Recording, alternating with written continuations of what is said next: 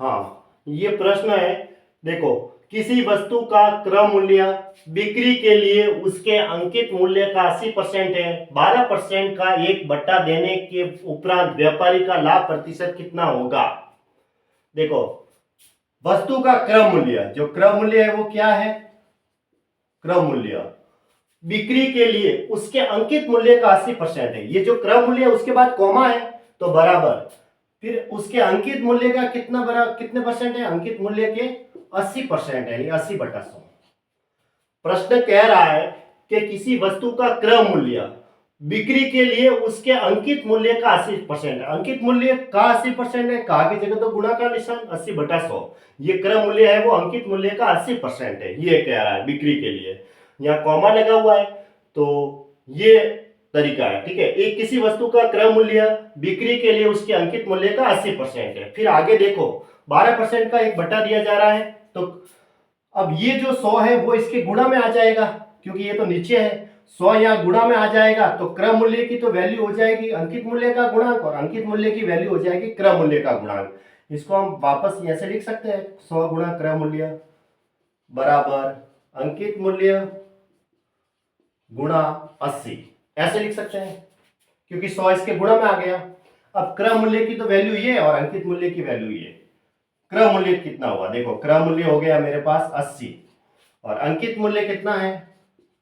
अंकित मूल्य था 100।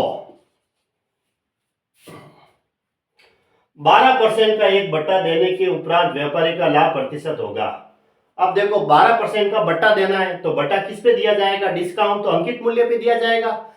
Printed price मतलब खरीदा तो उसने 80 में और लिख लिया उसने घर पे आके कि भाई 100 की वस्तु है।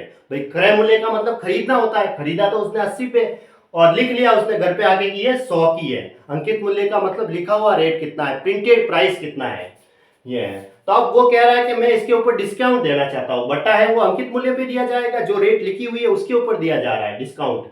12% का एक बट्टा, बट्टा कहो, छूट कहो, डिस्काउंट कहो, एक ही बात है ना। 12% का डिस्काउंट दे दो तो क्या हो जाएगा? वस्तु बेची जाएगी तो विक्रय मूल्य आएगा, है ना। तो विक्रय मूल्य कितना आ जाएगा? 12% का डिस्काउंट देने के बाद, यहां मैं लिख देता हूं 12% छूट, तो विक्रय मूल्य कितना होगा? अंकित मूल्य 100 है, 12% है तो 100 में से 12 माइनस कर दो, 88/100। ये लो, कितने में गई? 88 में गई। विक्रय मूल्य 88 रुपए हो गए, 88 रुपए। 100 उसके ऊपर लिखा हुआ था, 12% का डिस्काउंट दिया तो 88 में वो वस्तु बिक गई।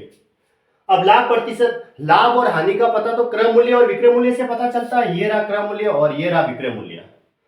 तो खरीदी तो उसने 80 में थी, खरीदी 80 में थी और बेच रहा है 88 में, तो प्रॉफिट ही हो रहा है। कम में खरीदी और ज्यादा में बेच रहा है तो लाभ ही कमा रहा है। तो प्रतिशत लाभ निकालेंगे। लाभ कितने का हो रहा है? 8 का लाभ हो रहा है। इन दोनों में से माइनस कर दो, बटा क्रय मूल्य कितना है?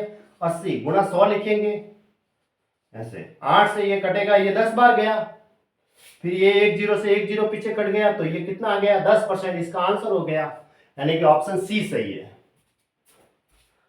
तो घर में पड़े